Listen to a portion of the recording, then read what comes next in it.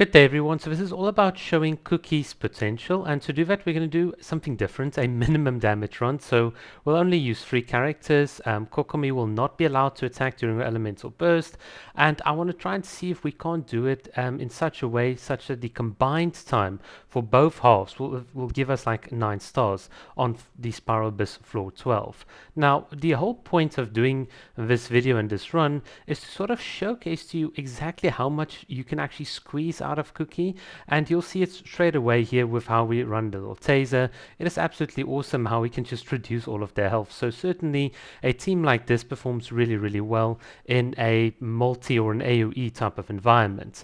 Now I've done the calculations and it is theoretically possible to do the entire Spiral Abyss in a combined time of about 9 minutes, so you get like the full 9 stars, but practically it just doesn't work out because you don't always have like your full burst available. And yeah, practice is sometimes very different than just the theory, but nonetheless I do want to sort of showcase to you how far we can go, and then right towards the end I'll show you what happens if we actually allow Kokomi to also attack instead of just refreshing like you can see on screen. So right off the bat you might actually be surprised, because on the internet you've seen a lot of people try and do damage with Kuki Shinobu, and they typically get very low numbers, and you're seeing like 11,000, 7,000, 9,000. You're seeing lots of big numbers, even 13,000 if you just quickly saw there, coming here from the combination of Kuki and Sucrose. And this is because of the elemental mastery scaling on Kuki Shinobu. I think this is the thing a lot of people don't really get. They think that the character on the field is supposed to be doing the big damage. They're thinking of stuff like the Raiden Shogun, big Musono Hitotachi slash. They're thinking of Ayaka elemental burst, but what they don't really realize is the combination of elemental mastery and sort of swirling and some of these alternative ways of doing damage is also equally viable in a game like Genshin Impact. And for instance, you can see here we're not actually having that much success, and that's because we're triggering Superconduct. But when we didn't trigger Superconduct and we swirled the Electro on in and of itself, we actually had a lot of success in reducing the enemy's health, and that's where you saw like those big numbers against the Metachills and so on. And this is the key thing to note with Kuki. Kuki Shinobu herself is not going to do any damage. She's not going to be a character that you're going to get 100,000 after using Bennett and Kazuha and Lisa defense drop, Klee defense drop, and all these sort of usual tricks people play on YouTube. She's going to be a character that you can get the most potential out of in reaction-based team comps, and also understanding that her healing is so good because you can be anywhere on the field and it will apply. This is not like Kokomi's Jellyfish or like any of the other characters, with the exception of Barbara, where you put down an elemental burst and if you're in the field you get healed, and if you're outside the field you don't get healed. And this is what's so cool about her, is she's got that flexibility. And if you saw my recent mono electro sort of run, you'd appreciate just having that flexibility and just being able to run around and do all sorts of things. So here you'll see me actually sort of showcasing the other team, and this is actually what I want to talk about. When I do runs like these, where the goal is to do a combined sort of 9-star clear, in other words, both sides must add up to 9 stars, it's always something that is a bit philosophically tricky. And the reason is because you clearing with your one team, let's say you clear the first half in 1 minute 20, the fact that you're now using another team and that team could actually clear in 1 minute 10 actually means that you have more time on the other half to clear with your original team. And that to me is just a reality that's more reflective of reality than trying to say, well, okay, the first half I did in 1 minute 20, so I must try and match that time and then from there on continue the second half.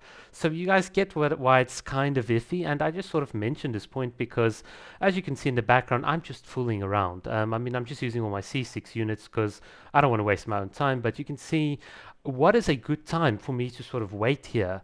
If I had, let's say, another unit or whatever, we could clear here, and then it's such an easy thing to clear with the Kuki team on the second half. So what I decided to do is say, well, most F2P players using a combination of Xiangling and Bennett, because they're obviously going to do that for the Cryo and so on, will clear in about 8:45. I think that's a very realistic number, and that I've also seen like on YouTube and a lot of other showcases. So I'm going to try and reduce the time time to 845, even though theoretically it is kind of it's not really ideal, because if I had a team that cleared it in 9 minutes, well, then as you'll see on this half, it would be very, very easy to beat Magukenki. So here is the spoiler alert. We just barely did not beat Magukenki.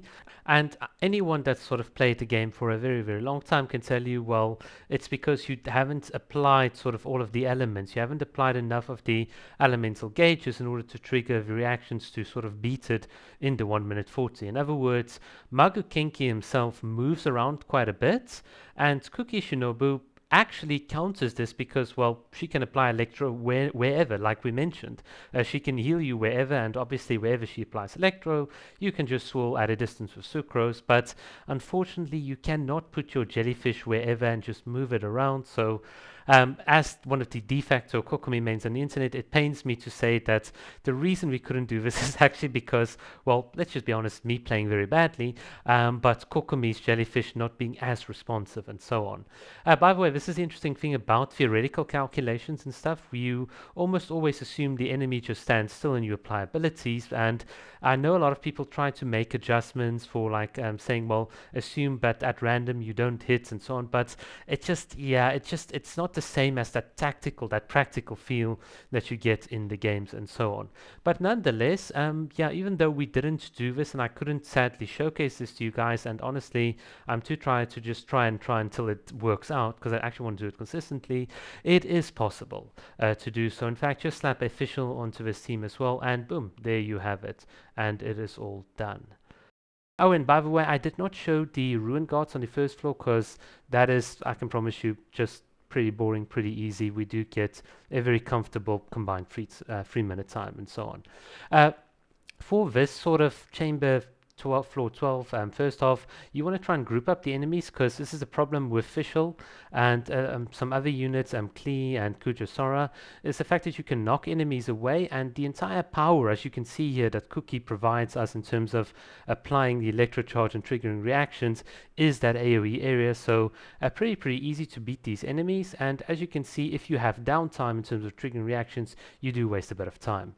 Now the big sort of enemy, Perpetual Mechanical Array. Can we beat him in 2 minutes 30? Well, as you saw there, no.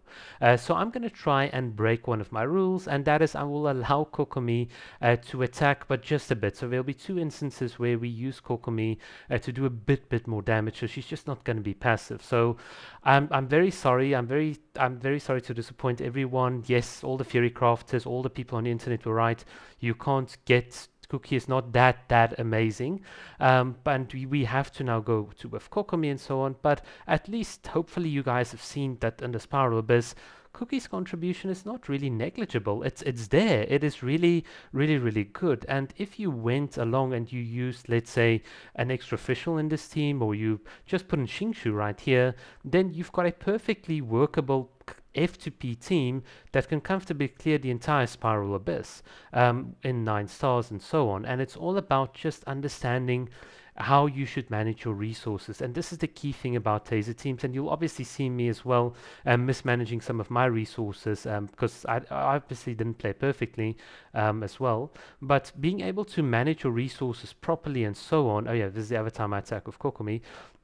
Being able to properly manage your resources for a taser team is the key to triggering lots and lots of reactions, to do so consistently, and then obviously enable you to take down all of the enemies. And you can see here, look at what we're doing. We are just triggering, and this is the key. It's lots of small little numbers adding up very quickly, as opposed to seeing one big 30 or 40k and then be like, oh, okay, well, that's impressive, but oh, just 5,000, that's nothing. But the frequency of these 5,000s and 4,000 and 7,000s, that's what makes Kuki so special.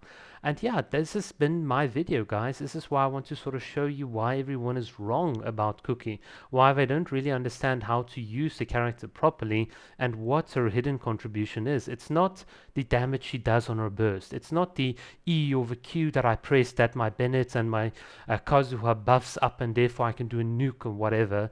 It's the subtle utilities, the constant electro, the heal wherever you are on the field at a very high frequency.